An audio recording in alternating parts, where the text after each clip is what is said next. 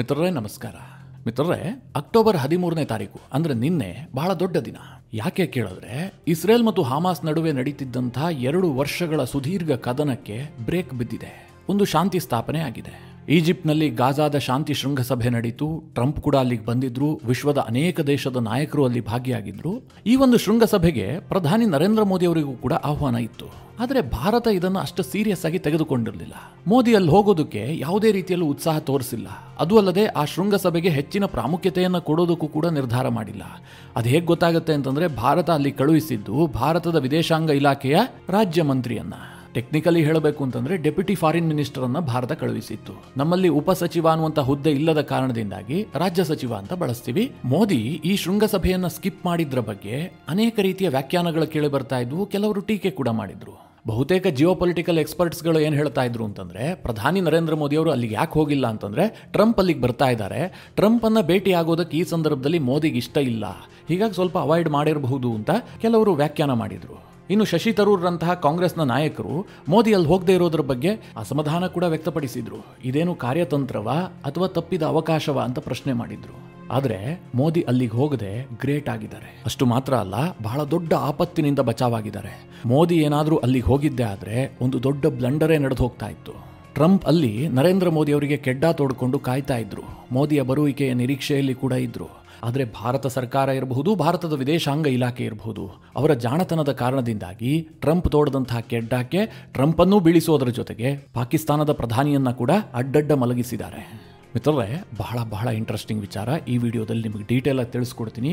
ಏನಾಗಿತ್ತು ಅಲ್ಲಿ plan, Trump ಏನು ಅಂದ್ಕೊಂಡಿದ್ರು, ಅಲ್ಲೇನಾಯಿತು, ಎಲ್ಲೋದ್ರ ಬಗ್ಗೆ ಮಾಹಿತಿ ಕೊಡ್ತೀನಿ. ನೀವು ಈ ವಿಡಿಯೋನ ಕೊನೆವರೆಗೂ ಮಿಸ್ ಮಾಡದೆ ನೋಡಿ. ಇಸ್ರೇಲ್ ಮತ್ತು ಗಾಜಾದ ನಡುವೆ ನಡೀತಿದ್ದಂತಹ ಯುದ್ಧಕ್ಕೆ ಬ್ರೇಕ್ ಹಾಕುವ ಸಲುವಾಗಿ ಟ್ರಂಪ್ 20 ಅಂಶಗಳ ಶಾಂತಿ ಪ್ರಸ್ತಾವನೆಯನ್ನು ಮುಂದಿಟ್ಟಿದ್ರು. ಅದಕ್ಕೆ ಇಸ್ರೇಲ್ ಕೂಡ ಒಪ್ಕೊಳ್ತು, ಹಮಾಸ್ ಕೂಡ ಒಪ್ಕೊಳ್ತು. ಶಾಂತಿ ಸ್ಥಾಪನೆಗೆ ನಿರ್ಧಾರವೂ ಕೂಡ ಆಯಿತು. ಬಹಳ ದೊಡ್ಡ ವಿಚಾರ ಏನು ಕೇಳಿದ್ರೆ, ಗಾಜಾದಲ್ಲಿ ಕಳೆದ 2 ವರ್ಷದಿಂದ ಒತ್ತೆಯಾಳು ಆಗಿದ್ದಂತಹ ಇಸ್ರೇಲಿ ಪ್ರಜೆಗಳನ್ನ ನಿನ್ನೆ ರಿಲೀಸ್ ಮಾಡಲಾಯಿತು. ಎಷ್ಟು ಜನ ಒತ್ತೆಯಾಳುಗಳು ಬದುಕಿದಾರೋ ಅವರೆಲ್ಲರನ್ನೂ ಕೂಡ ಹಮಾಸ್ ರಿಲೀಸ್ ಮಾಡಿಬಿಡ್ತು. 2 ವರ್ಷಗಳ ಕಾಲ ಟನಲ್ನಲ್ಲಿ ವಾಸ ಮಾಡ್ತಾ ಇದ್ದಂತಹ ಆ ಒತ್ತೆಯಾಳುಗಳೆಲ್ಲರೂ ಕೂಡ ಈಗ ತಮ್ಮ ತಮ್ಮ ಮನೆಗಳನ್ನ ಸೇರಿದ್ದಾರೆ, ಬಂಧು ಬಾಂಧವರನ್ನ ಭೇಟಿಯಾಗಿದ್ದಾರೆ. ಬಹಳ ಖುಷಿಯ ವಿಚಾರ. ಅದಕ್ಕೆ ಪ್ರತಿಯಾಗಿ ತಾನು ಬಂಧಿಸಿದ್ದಂತಹ 1900ಕ್ಕೂ ಹೆಚ್ಚು ಪ್ಯಾಲೆಸ್ತೈನ್ ಪ್ರಜೆಗಳನ್ನ ಇಸ್ರೇಲ್ ಕೂಡ ರಿಲೀಸ್ ಮಾಡಿದೆ. ಅದು ಕೂಡ ದೊಡ್ಡ ವಿಚಾರವೇ. ಇದೊಂದರ ಕ್ರೆಡಿಟ್ ಅನ್ನು ಮಾತ್ರ ಟ್ರಂಪ್ಗೆ ಕೊಡಬೇಕು. ಇದು ಟ್ರಂಪ್ರಿಂದಲೇ ಸಾಧ್ಯ ಆಗಿರುವಂತಹದ್ದು. ಯಾವಾಗ ಮಿತ್ರರೇ ಟ್ರಂಪ್ ಅವರ ಶಾಂತಿ ಪ್ರಸ್ತಾವನೆಯನ್ನ ಇಸ್ರೇಲ್ ಮತ್ತು ಹಮಾಸ್ ಇಬ್ರು ಕೂಡ ಒಪ್ಕೊಂಡ್ರು, ಟ್ರಂಪ್ ಇದಕ್ಕೋಸ್ಕರವಾಗಿ ಬಹಳ ದೊಡ್ಡ ಪ್ರಚಾರವನ್ನ ಬಯಸಿದ್ರು. ಇಬ್ರು ಒಪ್ಕೊಂಡ್ರಪ್ಪ, ಶಾಂತಿ ಆಯ್ತು ಅಂತ ಹೇಳಿ ಟ್ರಂಪ್ ಅಮೆರಿಕದಲ್ಲೇ ಕೂತ್ಕೊಂಡಿರೋದಕ್ಕೆ ಇಷ್ಟಪಟ್ಟಿಲ್ಲ. ದೊಡ್ಡ ಪ್ರಚಾರ ಆಗಬೇಕಲ್ಲ. ಅದಕ್ಕೆ ಏನು ಪ್ಲಾನ್ ಆಯಿತು ಕೇಳಿದ್ರೆ, ಒಂದು ಶಾಂತಿಯ ಶೃಂಗಸಭೆ ಆಗಬೇಕು, ಅಲ್ಲಿ ವಿಶ್ವದ ಎಲ್ಲ ನಾಯಕರು ಬರಬೇಕು, ಅಲ್ಲಿ ಟ್ರಂಪ್ ಅವರನ್ನ ಹಾಡಿ ಹೊಗಳಬೇಕು. ಇದು ಟ್ರಂಪ್ ಅವರ ಬಯಕೆ, ಉದ್ದೇಶ ಎಲ್ಲದೂ ಕೂಡ ಆಗಿತ್ತು. ಹೀಗಾಗಿ ಈಜಿಪ್ಟ್ನಲ್ಲಿ ಗಾಜಾದ ಶಾಂತಿ ಶೃಂಗಸಭೆಯನ್ನು ಆಯೋಜನೆ ಮಾಡಲಾಯಿತು. ಟ್ರಂಪ್ ಈಜಿಪ್ಟ್ಗೆ ಬರೋದಕ್ಕೆ ಮುಂಚೆ ಇಸ್ರೇಲ್ಗೆ ಬಂದಿಳಿದ್ರು. ಇಸ್ರೇಲ್ನಲ್ಲಿ ಅವರಿಗೆ ಭವ್ಯವಾದಂತಹ ಸ್ವಾಗತ ಸಿಕ್ತು. ಇಸ್ರೇಲ್ನ ಪ್ರಧಾನಿಯಂತೂ ತಲೆ ಮೇಲೆ ಹೊತ್ಕೊಂಡು ಹೋಗೋದೊಂದು ಬಾಕಿ. ಅಷ್ಟರ ಮಟ್ಟಿಗೆ ಟ್ರಂಪ್ಗೆ ಬಕೆಟ್ ಹಿಡಿದ್ರು. ಇದೊಂದು ವಿಚಾರದಲ್ಲಿ ನೆತನ್ಯಾಹು ನನಗೆ ಸ್ವಲ್ಪನೂ ಇಷ್ಟ ಆಗಿಲ್ಲ. ಆದರೆ ಇಸ್ರೇಲ್ಗೆ ಅದು ಅನಿವಾರ್ಯ. ಅಮೆರಿಕ ಇಲ್ಲದೆ ಇಸ್ರೇಲ್ ಬದುಕೋದಕ್ಕೆ ಸಾಧ್ಯ ಇಲ್ಲ. ಅಂತಹ ಪರಿಸ್ಥಿತಿಯಲ್ಲಿ ಇಸ್ರೇಲ್ ಅದನ್ನು ಮಾಡಲೇಬೇಕಾಗಿತ್ತು. ಹೀಗಾಗಿ ನೆತನ್ಯಾಹು ಟ್ರಂಪ್ಗೆ ಅತೀವವಾಗಿ ರೆಡ್ ಕಾರ್ಪೆಟ್ ಆಗಿ ಸ್ವಾಗತ ಮಾಡಿದ್ರು. ಅನಂತರ ಇಸ್ರೇಲ್ನ ಸಂಸತ್ನಲ್ಲಿ ಭಾಷಣ ಮಾಡಿದಂತಹ ಟ್ರಂಪ್ ನೇರವಾಗಿ ಈಜಿಪ್ಟ್ಗೆ ಬಂದಿಳಿತಾರೆ. ಹಾಗೆ ನೋಡೋಕೆ ಹೋದ್ರೆ ಮಿತ್ರರೇ, ಈ ಗಾಜಾದ ಶಾಂತಿ ಶೃಂಗಸಭೆ ಈಜಿಪ್ಟ್ನಲ್ಲಿ ನಡೀತಲ್ಲ, ಬಹಳ ದೊಡ್ಡ ಶೃಂಗಸಭೆ. ಯಾಕೆ ಅಂತಂದ್ರೆ ಇದಕ್ಕೆ ಅರಬ್ನ ನಾಯಕರು ಬಂದಿದ್ರು, ಇಸ್ಲಾಮಿಕ್ ದೇಶದ ನಾಯಕರು ಬಂದಿದ್ರು, ಯುರೋಪ್ನ ನಾಯಕರುಗಳು ಬಂದಿದ್ರು. ಅಲ್ಲಿ ಮಿಸ್ ಆದಂತಹ ಬಹಳ ದೊಡ್ಡ ನಾಯಕರು ಅಂತಂದ್ರೆ 3 ಮಂದಿ ಮಾತ್ರ: Putin, Xi Jinping, Narendra Modi. ಈ 3 ನಾಯಕರನ್ನ ಬಿಟ್ಟು ವಿಶ್ವದ ಬಹುತೇಕ ಎಲ್ಲಾ ನಾಯಕರು ಕೂಡ ಅಲ್ಲಿ ಹಾಜರಿದ್ರು. ಇದಿಷ್ಟು ಆ ಶಾಂತಿ ಶೃಂಗಸಭೆಯ ಬಗ್ಗೆ ಒಂದಿಷ್ಟು ಮಾಹಿತಿ ಅಷ್ಟೇ. ಅದರಲ್ಲಿ ಏನಾಯ್ತು ಅನ್ನುವಂಥದ್ದು ಬಹಳ ಇಂಪಾರ್ಟೆಂಟ್ ವಿಚಾರ. ಆ ಒಂದು ಶೃಂಗಸಭೆಯಲ್ಲಿ ಟ್ರಂಪ್ ಒಂದು ಭಾಷಣ ಮಾಡೋದಕ್ಕೆ ನಿರ್ಧಾರ ಮಾಡ್ತಾರೆ. ಮಿತ್ರರೇ, ಆ ಭಾಷಣ ಹೇಗಿತ್ತು ಅಂತಂದ್ರೆ, ಒಂದಷ್ಟು ನಾಯಕರನ್ನ ತನ್ನ ಹಿಂದ್ಗಡೆ ಟ್ರಂಪ್ ನಿಲ್ಲಿಸ್ಕೊಂಡಿದ್ರು, ಒಂದಷ್ಟು ನಾಯಕರನ್ನ ತನ್ನ ಮುಂದ್ಗಡೆ ಕೂರಿಸ್ಕೊಂಡಿದ್ರು. ಯಾರಿದ್ದಾರೆ ಯಾರಿಲ್ಲ ಅಂತ ಟ್ರಂಪ್ಗೇನು ಗೊತ್ತಿರಲಿಲ್ಲ. ಒಂದಷ್ಟು ಜನರ ಹೆಸರು ಹೇಳೋದ್ರು. ಅಂದ್ರೆ ಟೆಲಿಫ್ರಾಂಪ್ಟರಲ್ಲಿ ಯಾರ್ಯಾರ ಹೆಸರು ಬಂತು, ಮೊದಲೇ ಯಾರ ಹೆಸರನ್ನ ಸಿದ್ಧಪಡಿಸಲಾಗಿತ್ತು ಅವರೆಲ್ಲರನ್ನು ಹೊಗಳಿದ್ರು. ಕೇವಲ ಅವರನ್ನು ಮಾತ್ರ ಹೊಗಳಿಲ್ಲ, ಅವರ ಹೆಂಡತಿಯರನ್ನ ಕೂಡ ತುಂಬಾ ಬ್ಯೂಟಿಫುಲ್ ಅಂತ ಟ್ರಂಪ್ ಬಣ್ಣಿಸಿದ್ರು. ಹೀಗೆ ಟ್ರಂಪ್ ಒಬ್ಬೊಬ್ಬರ ಹೆಸರು ಹೇಳಿ ಹೊಗಳ್ತಾ ಇರುವಂತಹ ಸಂದರ್ಭದಲ್ಲಿ ಪಾಕಿಸ್ತಾನದ ಸರದಿ ಬಂತು. ಟ್ರಂಪ್ ಏನ್ ಪ್ಲಾನ್ ಮಾಡ್ಕೊಂಡಿದ್ರು ಅಂತಂದ್ರೆ, ಪಾಕಿಸ್ತಾನದ ಪ್ರಧಾನಿ ಶಾಬಾಜ್ ಶರೀಫ್ ಅವರನ್ನ ತನ್ನ ಹಿಂದ್ಗಡೆನೆ ನಿಲ್ಲಿಸ್ಕೊಂಡಿದ್ರು. ಟ್ರಂಪ್ ಏನ್ ಹೇಳ್ತಾರೆ ಅಂತಂದ್ರೆ, my favourite field marshal Asim Munir. ಗಮನಿಸಿ, ಟ್ರಂಪ್ ಅವರ ಪದ ಇದು. My favourite field marshal Asim Munir ಅಂತ ಟ್ರಂಪ್ ಆ ವೇದಿಕೆಯಲ್ಲಿ ಕರೀತಾರೆ. ಅಷ್ಟು ಮಾತ್ರ ಅಲ್ಲ, ಆಸಿಮ್ ಮುನೀರ್ ಇಲ್ಲಿಲ್ಲ, ಪಾಕಿಸ್ತಾನದ ಪ್ರಧಾನಿ ಶರೀಫ್ ಇಲ್ಲಿದ್ದಾರೆ. ಹೀಗಂತ ಹೇಳ್ಬಿಟ್ಟು ಟ್ರಂಪ್ ಹಿಂದಕ್ಕೆ ತಿರುಗ್ತಾರೆ. ಶರೀಫ್ ಕೂಡ ಹಿಹಿಹಿ ಅಂತ ಸ್ಮೈಲ್ ಮಾಡ್ತಾರೆ. ಆಗ ಟ್ರಂಪ್ ಏನ್ ಮಾಡ್ತಾರೆ ಗೊತ್ತಾ, ಶರೀಫ್ ನೀವೇನಾದ್ರೂ ಹೇಳೋದಿದ್ರೆ ಬಂದು ಹೇಳಿ ಅಂತೇಳಿ ವೇದಿಕೆಯನ್ನು ಬಿಟ್ಟು ಕೊಟ್ಬಿಡ್ತಾರೆ. ತಕ್ಷಣ ಆ ಪೋಡಿಯಂಗೆ ಒಂದು ಸ್ಕ್ರಿಪ್ಟ್ ಬರುತ್ತೆ. ಆ ಸ್ಕ್ರಿಪ್ಟ್ ಅನ್ನ ನೋಡ್ಕೊಂಡ್ಬಿಟ್ಟು ಪಾಕ್ ಪ್ರಧಾನಿ ಭಾಷಣ ಮಾಡ್ತಾರೆ. ನಾನು ಯಾಕೆ ಇದನ್ನ ಎಳೆ ಎಳೆಯಾಗಿ ವಿವರಿಸ್ತಾ ಇದ್ದೀನಿ ಅಂತಂದ್ರೆ, ಇದು ಟೋಟಲಿ ಸ್ಕ್ರಿಪ್ಟೆಡ್. ಅಂದ್ರೆ ಟ್ರಂಪ್ ಅವರ ಟೀಮ್ ಮೊದಲೇ ಈ ರೀತಿಯಾಗಿ ಸಿದ್ಧ ಆಗಿ ಬಂದಿತ್ತು. ಅದಕ್ಕೋಸ್ಕರವಾಗಿಯೇ ಈ ಪಾಕಿಸ್ತಾನದ ಪ್ರಧಾನಿಯನ್ನ ಟ್ರಂಪ್ ಅವರು ತನ್ನ ಹಿಂದ್ಗಡೆನೆ ನಿಲ್ಲಿಸ್ಕೊಂಡಿದ್ರು.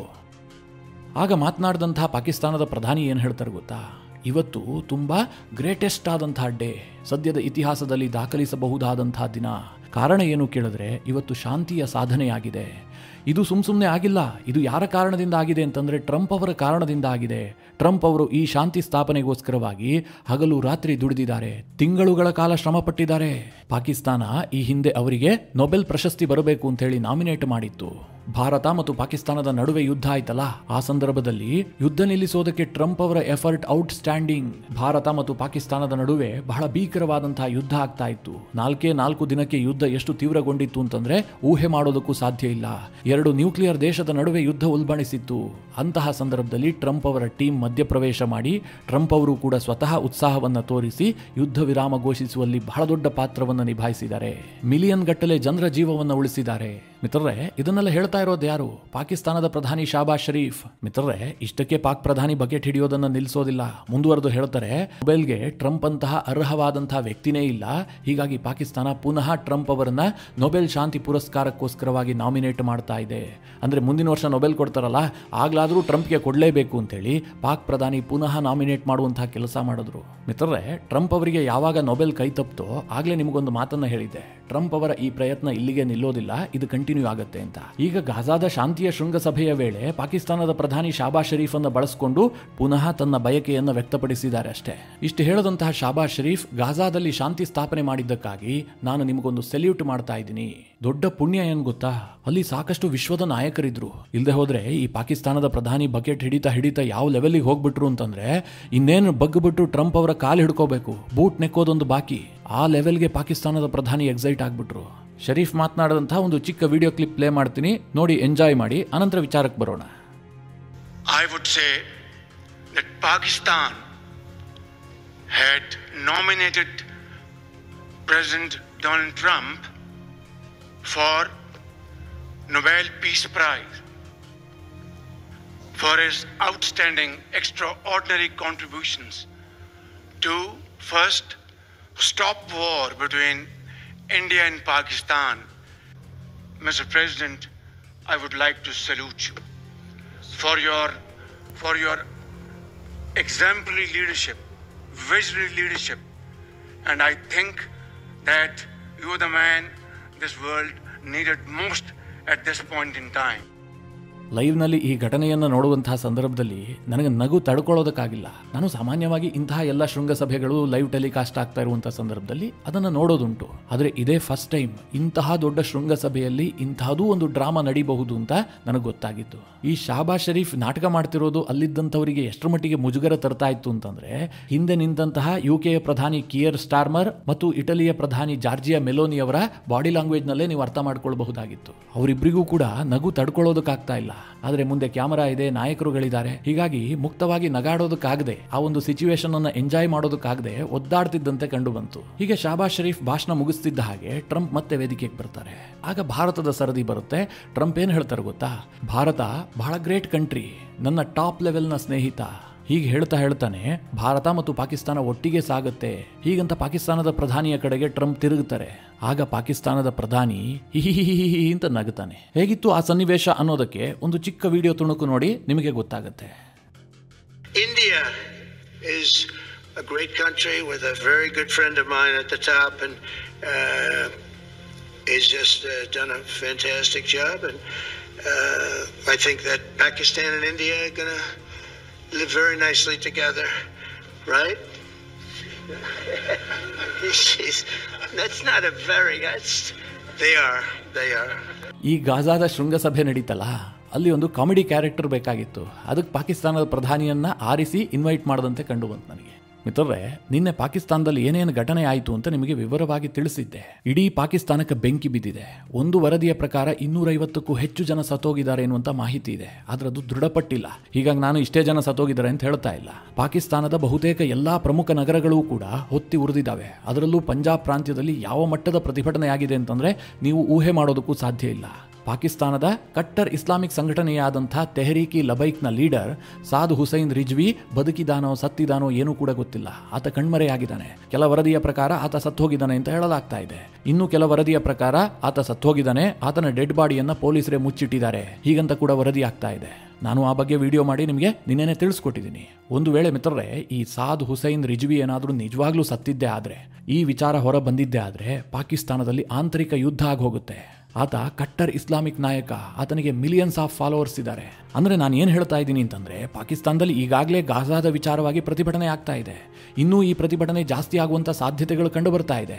ಅಂತಹದ್ರಲ್ಲಿ ಪಾಕಿಸ್ತಾನದ ಪ್ರಧಾನಿ ಅಲ್ಲಿ ಹೋಗ್ಬಿಟ್ಟು ಗಾಜಾದ ಶೃಂಗಸಭೆಯಲ್ಲಿ ಟ್ರಂಪ್ ಅನ್ನ ಹೊಗಳ್ತಾ ಇದ್ದಾನೆ. ಟ್ರಂಪ್ಗೆ ನೊಬೆಲ್ ಶಾಂತಿ ಸಿಗಬೇಕು ಅಂತ ವಾದ ಮಂಡಿಸ್ತಾ ಇದ್ದಾನೆ. ಭಾರತ ಪಾಕಿಸ್ತಾನದ ನಡುವೆ ಶಾಂತಿ ಸ್ಥಾಪಿಸಿದ್ದು ಟ್ರಂಪ್ ಅಂದ ಆತನಿಗೆ ಕ್ರೆಡಿಟ್ ಕೊಡ್ತಾ ಇದ್ದಾನೆ. ಮುಸಿ ಮುಸಿ ನಗ್ತಾ ಇದ್ದಾನೆ.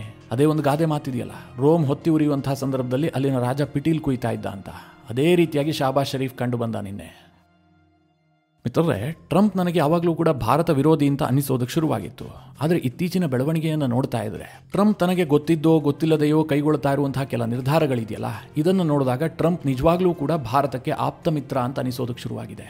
ಯಾಕೆ ಹಾಗೆ ಹೇಳ್ತಾ ಇದ್ದೀನಿ ಅಂತಂದ್ರೆ, ಟ್ರಂಪ್ ಒಂದು ಕಡೆ ಗಾಜಾದಲ್ಲಿ ಶಾಂತಿಯನ್ನ ನಿರ್ಮಾಣ ಮಾಡಿದರೆ ನಿಜ, ಇನ್ನೊಂದು ಕಡೆ ಆ ಅಶಾಂತಿಯನ್ನ ಪಾಕಿಸ್ತಾನಕ್ಕೆ ತಂದು ಹಾಕಿದಾರಲ್ಲ.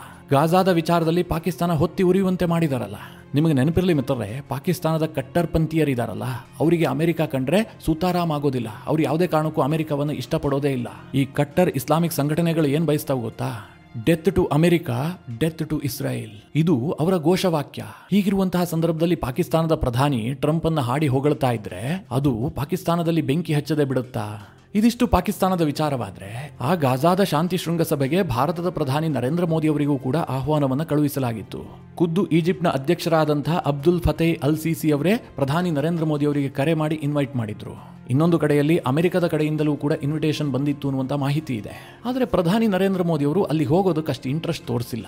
ಬದಲಾಗಿ ಭಾರತದ ವಿದೇಶಾಂಗ ಇಲಾಖೆಯ ರಾಜ್ಯ ಸಚಿವ ಕೀರ್ತಿವರ್ಧನ್ ಸಿಂಗ್ ಅವರನ್ನ ಮೋದಿ ಸರ್ಕಾರ ಈಜಿಪ್ಟಿಗೆ ಕಳುಹಿಸಿತು. ಮಿತ್ರರೇ, ಇದು ಭಾರತ ಸರ್ಕಾರದ ಬಹಳ ದೊಡ್ಡ ನಿರ್ಧಾರ. ಇದರಿಂದಾಗಿ ಮೋದಿಯ ಮರ್ಯಾದೆಯೂ ಕೂಡ ಉಳಿದಿದೆ, ಭಾರತ ಸರ್ಕಾರದ ಮರ್ಯಾದೆ ಕೂಡ ಉಳಿದಿದೆ. ಒಂದು ವೇಳೆ ಈ ಶೃಂಗಸಭೆಗೆ ನರೇಂದ್ರ ಮೋದಿ ಅವರೇನಾದರೂ ಹೋಗಿದ್ದೇ ಆದ್ರೆ ಟ್ರಂಪ್ ಅವರು ಬಲಿಕ ಬಕ್ರಾ ಮಾಡ್ತಾ ಇದ್ರು. ಅವರ ಉದ್ದೇಶ ಏನಾಗಿತ್ತು ಗೊತ್ತಾ? ನರೇಂದ್ರ ಮೋದಿ ಅವರು ಈ ಶಾಂತಿ ಶೃಂಗಸಭೆಗೆ ಬರ್ತಾರೆ, ಶಾಬಾಜ್ ಶರೀಫ್ ಕೂಡ ಅಲ್ಲೇ ಇರ್ತಾರೆ. ಅಂತಹ ಸಂದರ್ಭದಲ್ಲಿ ಇಬ್ಬರನ್ನು ಅಕ್ಕಪಕ್ಕ ನಿಲ್ಲಿಸೋದಕ್ಕೆ ಪ್ರಯತ್ನ ಪಟ್ಟು ಅಥವಾ ನಿಲ್ಲಿಸ್ಕೊಂಡು ಟ್ರಂಪ್ ಇಬ್ಬರ ಕೈ ಕುಲುಕುವಂತಹ ಕೆಲಸ ಮಾಡಿ ಇಬ್ರು ಒಟ್ಟಿಗೆ ಹೋಗ್ತಾರೆ. ಶಾಂತಿ ಸ್ಥಾಪಿಸಿದ್ದೀನಿ, ಭಾರತ ಮತ್ತು ಪಾಕಿಸ್ತಾನ ಒಂದಾಗ್ಬಿಟ್ಟಿದೆ, ಹೀಗೆಲ್ಲ ಘೋಷಣೆ ಮಾಡಿದ್ದೇ ಆಗಿದ್ರೆ ಮೋದಿಗೆ ಬಹಳ ದೊಡ್ಡ ಮುಜುಗರ ಎದುರಾಗ್ಬಿಡ್ತಾ ಇತ್ತು. ಅಂತಹ ತುಂಬಿದ ಸಭೆಯಲ್ಲಿ ಅದಕ್ಕೆ ವ್ಯತಿರಿಕ್ತವಾಗಿ ಮೋದಿ ವರ್ತಿಸೋದಕ್ಕೂ ಸಾಧ್ಯ ಇಲ್ಲ. ಟ್ರಂಪ್ ಕಾರಣದಿಂದಾಗಿ ಒಂದು ದೊಡ್ಡ ನ್ಯೂಸ್ ಸೆನ್ಸ್ ಕ್ರಿಯೇಟ್ ಆಗ್ಬಿಡ್ತಾ ಇತ್ತು. ಅಲ್ಲಿ ಪಾಕಿಸ್ತಾನದ ವಿಚಾರದಲ್ಲಿ ಟ್ರಂಪ್ ನಡೆದುಕೊಂಡಂತಹ ಎಲ್ಲಾ ಬೆಳವಣಿಗೆಗಳನ್ನ ನೀವು ಡಾಟ್ ಕನೆಕ್ಟ್ ಮಾಡಿ ನೋಡಿದ್ರೆ ಈ ವಿಚಾರ ಪಕ್ಕ ಆಗುತ್ತೆ. ಹೀಗಾಗಿ ಆ ಶೃಂಗಸಭೆಗೆ ನರೇಂದ್ರ ಮೋದಿ ಅವರು ಹೋಗಿಲ್ಲ.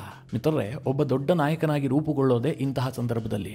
ಒಬ್ಬ ಲೀಡರ್ ಆದಂತವನಿಗೆ ಎಲ್ಲಿಗೆ ಹೋಗಬೇಕು, ಯಾವುದರಲ್ಲಿ ಭಾಗವಹಿಸಬೇಕು, ಯಾವುದರಲ್ಲಿ ಭಾಗವಹಿಸಬಾರದು, ಇದು ಬಹಳ ಕ್ಲಿಯರ್ ಕಟ್ ಆಗಿ ಗೊತ್ತಿರಬೇಕು. ಅಷ್ಟು ಮಾತ್ರ ಅಲ್ಲ, ಯಾರಿಗೆ ಗೌರವವನ್ನ ಕೊಡಬೇಕು, ಯಾರಿಂದ ಗೌರವವನ್ನ ತೆಗೆದುಕೊಳ್ಳಬೇಕು, ಅಷ್ಟು ಮಾತ್ರ ಅಲ್ಲ, ಯಾರಿಗೆ ಗೌರವ ಕೊಡಬಾರದು, ಇದೂ ಕೂಡ ಆ ನಾಯಕನಿಗೆ ಗೊತ್ತಿರಬೇಕು. ಬಹುಶಃ ನರೇಂದ್ರ ಮೋದಿ ಅವರು ಈ ಒಂದು ಶೃಂಗಸಭೆಯನ್ನು ಸ್ಕಿಪ್ ಮಾಡುವ ಮೂಲಕ ತನ್ನ ಚಾಣಾಕ್ಷತನವನ್ನು ಪ್ರದರ್ಶನ ಮಾಡಿದ್ದಾರೆ. ಈ ಹಿಂದೆಯೂ ಕೂಡ G7 ಶೃಂಗಸಭೆಯ ವೇಳೆ ಟ್ರಂಪ್ ಇಂತಹದೇ ಒಂದು ಕೆಡ್ಡ ತೋಡಿದ್ರು. ಆಸಿಮ್ ಮುನೀರನ್ನು ಕೂಡ ಅಮೆರಿಕಕ್ಕೆ ಕರೆಸ್ಕೊಂಡ್ಬಿಟ್ಟು ನರೇಂದ್ರ ಮೋದಿ ಅವರಿಗೆ ಅಲ್ಲಿಗೆ ಆಹ್ವಾನ ಕೊಟ್ಟಿದ್ರು. ಮೋದಿ ಟ್ರಂಪ್ ಅವರ ಆಹ್ವಾನವನ್ನ ನಯವಾಗಿ ತಿರಸ್ಕರಿಸಿ ಭಾರತಕ್ಕೆ ವಾಪಸ್ ಬಂದಿದ್ರು. ಈಗ ಟ್ರಂಪ್ ಅವರಿಂದ ಮತ್ತೊಂದು ಅಂತಹದೇ ಪ್ರಯತ್ನ ನಡೆದಿತ್ತು. ಈಗಲೂ ಕೂಡ ನರೇಂದ್ರ ಮೋದಿ ಯಶಸ್ವಿಯಾಗಿ ಇದನ್ನು ಹ್ಯಾಂಡಲ್ ಮಾಡಿದ್ದಾರೆ ಅಂತ ನನಗಂತೂ ಅನಿಸ್ತಾ ಇದೆ. ಮಿತ್ರರೇ, ಈ ಎಲ್ಲ ವಿಚಾರಗಳ ಕುರಿತಾಗಿ ನಿಮ್ಮ ಅನಿಸಿಕೆ ಅಭಿಪ್ರಾಯಗಳೇನು? ಕಮೆಂಟ್ ಮಾಡುವ ಮೂಲಕ ನಮಗೆ ತಿಳಿಸಿ.